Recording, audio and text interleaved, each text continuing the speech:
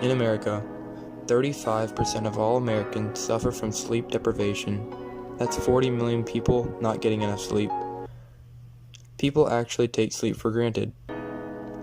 Many people do not realize how important sleep is. Instead, they may think of it as a waste of time. Your brain actually needs sleep.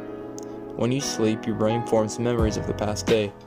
In a way, sleeping is a save button. You ever pull an all-nighter and it feels like 2 days are converged into one, and it feels like a dream? It's because your brain has not had time to sleep to capture those memories. Some don't realize why they aren't getting enough sleep. A big reason is because of our phones.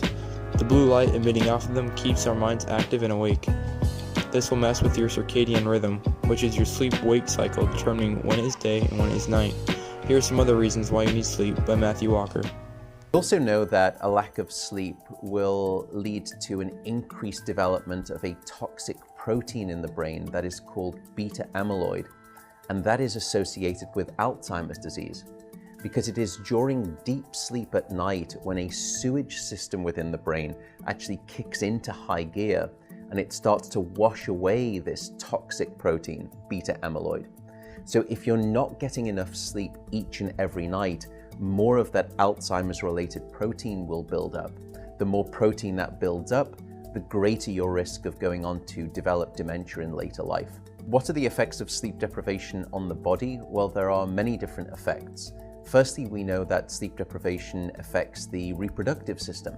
We know that men who are sleeping just 5 to 6 hours a night have a level of testosterone which is that of someone 10 years their senior.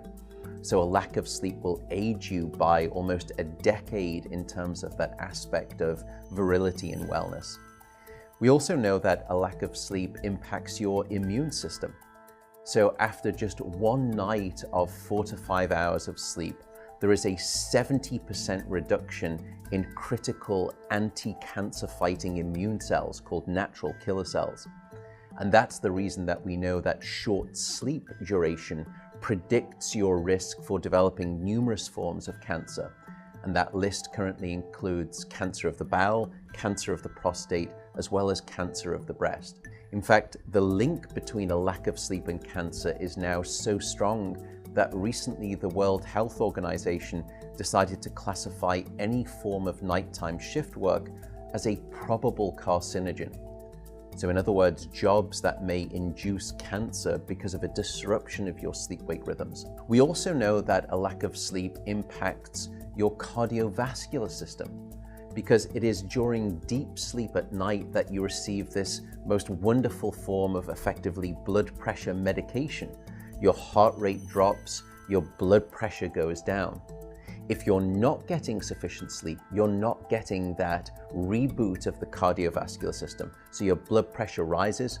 You have, if you're getting 6 hours of sleep or less, a 200% increased risk of having a fatal heart attack or a stroke in your lifetime. There is a global experiment that is performed on 1.6 billion people twice a year, and it's called daylight savings time. And we know that in the spring, when we lose 1 hour of sleep, we see a subsequent 24% increase in heart attacks the following day. Another question perhaps is, what is the recycle rate of a human being? How long can we actually last without sleep before we start to see declines in your brain function or even impairments within your body? And the answer seems to be about 16 hours of wakefulness. Once you get past 16 hours of being awake, that's when we start to see mental deterioration and physiological deterioration in the body. We know that after you've been awake for 19 or 20 hours, your mental capacity is so impaired that you would be as deficient as someone who is legally drunk behind the wheel of a car. So if you were to ask me what is the recycle rate of a human being, it does seem to be about 16 hours, and we need about 8 hours of sleep to repair the damage of wakefulness. Wakefulness essentially is low-level brain damage. Thanks, Matthew Walker. I hope you guys liked this video. I hope you guys found it informational. If you did, make sure to hit that thumbs up button, subscribe, and we'll see you guys in the next one.